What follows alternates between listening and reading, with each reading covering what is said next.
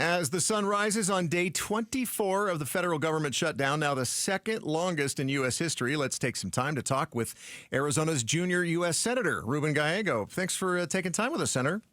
Yeah, thanks for taking me. Good morning. So you and 39 other Democrats have introduced a bill to pay service members, federal employees, contractors who have missed any pay during the shutdown. There are other bills to pay to various federal employees as well. But many people question, why do this piecemeal stuff instead of just, I don't know, opening the government?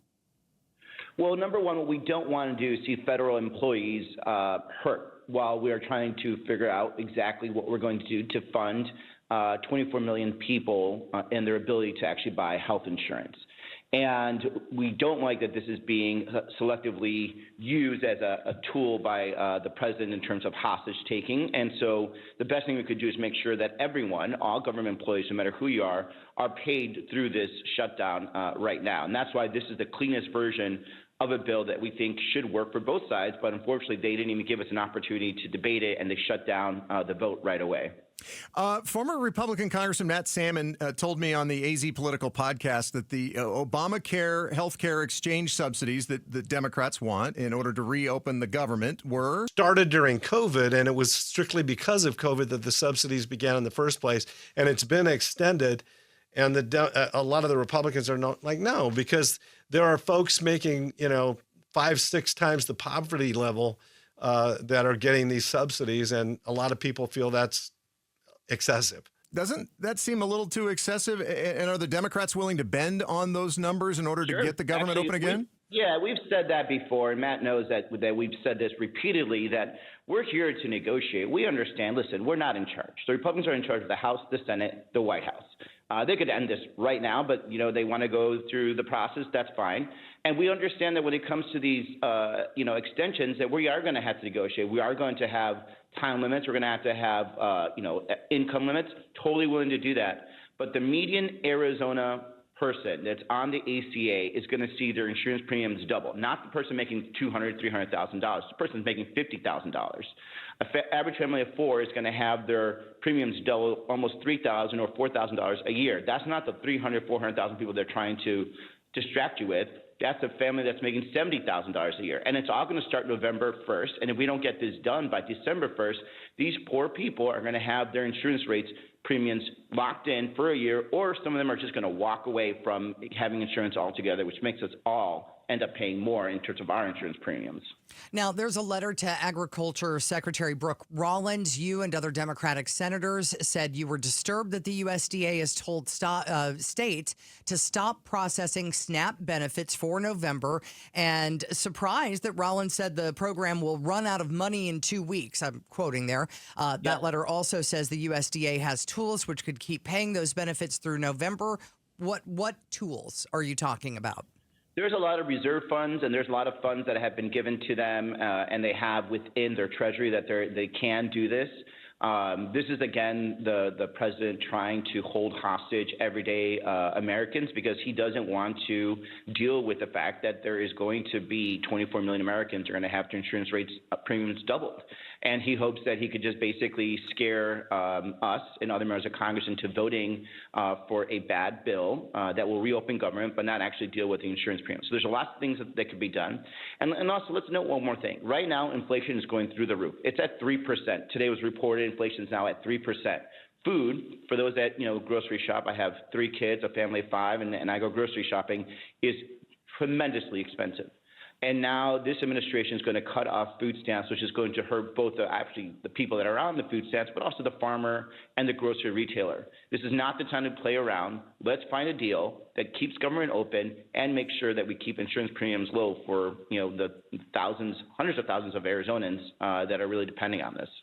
You referred to that as a bad bill. The Republicans keep saying this is a clean bill. This is a bill that keeps the funding levels that they were under Joe Biden. What do you say to that? It is a temporary bill, which we don't disagree with, but what they're not dealing with is what you're going to do to every family one way or the other. You're going to increase premiums. And their bill was something that ran through the end of November without any conversation about what's going to happen starting November 1st. Starting November 1st, and I'm sure a lot of your listeners do the same thing I do, we go through what's called open enrollment, and we start comparing different insurance policies and plans. And unfortunately, because these Republicans have not acted, on November 1st, there's going to be close to 500,000 Arizonans. They're going to see their premiums double. They're going to open up, try to find a plan, and they're going to see that their plan that they want has doubled from last year. And that's because these guys did not want to do the work that needs to be done, which is to keep these insurance rates low. And again, we could be using this time to compromise. We could be using this time to find a deal that, deals with some of the things they're concerned. I'm all for reforming ACA. You should always be looking at all government programs and seeing what's the best way you can be more efficient, make sure that there's less corruption, things of that nature. But they're not even trying to do that. They're just trying to run out the clock in the hopes of just basically killing Obamacare, which is what they always wanted to do. And this is the best way they could do it without actually having to take a vote. Senator Ruben Gallego joining us this morning on Arizona's Morning News. Now, at some point, the American public is going to get fed up. Whether, it's something has to be done. Now, it's probably not going to come to pitchforks and torches, but God, are people loud on social media? Yeah, they are. When do you think the average American voter starts going, you know what, throw all of the bums out because we can't get them to do anything? Oh, my God. Well, I hear throw all the bums out all the time, but I think where it's really going to happen and it's really going to have an impact is going to be November 1st. Here's why. A government shutdown is bad. It's awful. But we always pay back all the workers. We go back and we compensate all contractors. If you miss any type of benefit, you get your essentially your back pay and benefit. If we don't get health insurance correct for 24 million Americans. And when I say Americans, remember, that's 24 million families in this country. If you don't get that right and you have 1 year or even more of people having to pay one of the highest insurance premiums they've ever had in the history of this country, you're going to see people freak out. You're going to see people printing out their enrollment, their insurance plans, and they're going to march down to the local congressional office and say, what the hell is this?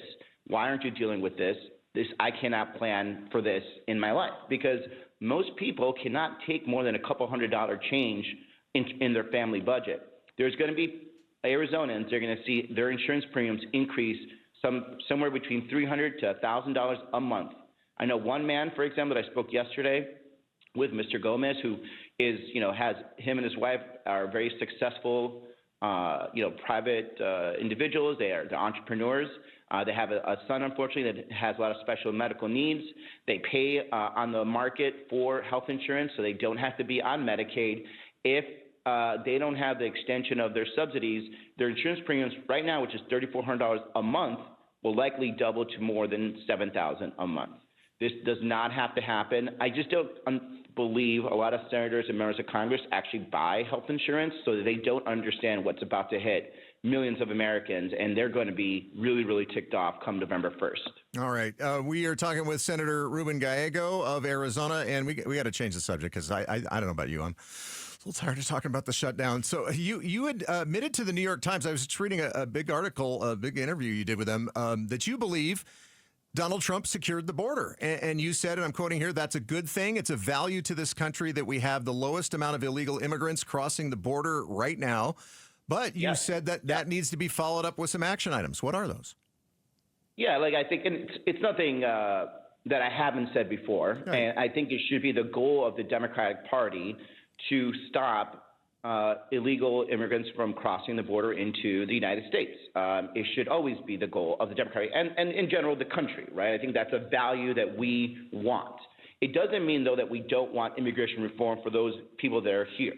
The people that have no criminal records, that have family, they're U.S. citizens, that are working, that are part of the community. I think they should have to pay a fine. I think they have to go through a program to make sure, and a background check to make sure that they're eligible to stay in this country. I'm not sure all of them should become U.S. citizens. I think that is a hard deal that a lot of Americans just do not want to do. I think some of them will accept dreamers, and a lot of them will accept, family of U.S. citizens, but we're just going to have to compromise on all of this. And going forward, the next administration should try to figure out how to keep the border secure, while at the same time having a humane immigration process and a humane deportation process, because both will have to continue happening. But the way that this president is doing it in terms of his deportations, the roundups, the racial profiling, I think that's not the way that Americans want to see this being done. In that same Times interview, you said that you succeeded in 2024 where other Democrats failed because you talked about prosperity instead of, I guess, more high-minded concepts. I'm air quoting there, like in income inequality. And too few Democrats speak about the personal checkbook and economics of a family in an authentic way. Do you think that that is a winning tool? I don't know if one was, say, going into a presidential election, maybe? I see what you're trying to do there. Trying to break some news. Look, I'm here to help anybody speak to everyday citizens because, they need it right now. Whether it's a Democrat or Republican that is your member of Congress, like they need to understand how hard it is right now to be a working class American. The idea even of a middle class is gone. A family that's making between $50,000 and $80,000 with 2 kids is barely making it nowadays. That did not used to be the case a long time ago. People work very hard but don't feel comfortable. We look at how our parents used to do, and you had parents that had one parent working, and you would still be able to buy a house, buy a car, send the kids to college, and take a vacation. Right now, you have 2 parents working, and you could barely take time off to spend time with your kids. When Democrats, and I'm not going to talk about Republicans, but when Democrats talk about income, we don't really talk about what it means to your life, to the dignity of being a man, being a woman, being a husband, being a wife, being a leader of your family. We talk about it as if it's some type of civil rights issue. And that's just not the way people think. Doesn't matter if you're black, white, or Latino. You think about, how do I bring stability to my family? How do I bring security to my family? And how do I bring a future to my family? And there's nothing more frustrating as someone like me who grew up poor, when you work so hard and you still find yourself in the same situation. And that's what happened in 2024. And the reason Democrats lost the economic vote is because we were talking to them about some very high-minded ideas instead of actually talking to them about what's actually happening in their lives. And we have to get over this idea that, this is a Democrat thing that I'm talking about, that, the people, working class people, do not want to be prosperous. We need to help understand that the policies that Democrats have are going to help you become comfortable, become rich, start a business, and keep growing. And there's nothing wrong with that. And I think Democrats have gotten away from that. And this is why we're losing a lot of people that want to aspire to be better for their family. No one inspires to be, poor. But the way that we talk about it, it seems like that's that's all that we as Democrats would be satisfied with. All right. And by the way, for more on this, look up the term big blanking truck. Yes. That's what every American male wants, right? Whether you're Latino or black or white. It's symbolic. Yeah, it's symbolic, Jim. And at least for us Latino men, we take pride in being able to, I won't say the blank part, to have a big, beautiful truck that we work hard for. And then we can take our families to church, to restaurants afterwards, drive around town, visit the community. But for other people, is the pride of being able to buy a home, the pride of being able to take your family to school. And there's nothing wrong with a party being able to say, you know what, I want to be able to be the people that can help you get there. Senator Ruben Gallego joining us here on Arizona's Morning News. Yeah, but are you running for president? Because that's what I think is happening. He didn't answer. He's not going to answer me. But that's okay. That's okay. I got to ask. Thanks for watching Arizona's Morning News. Click to watch more from KTAR News and hit the button in the middle to subscribe.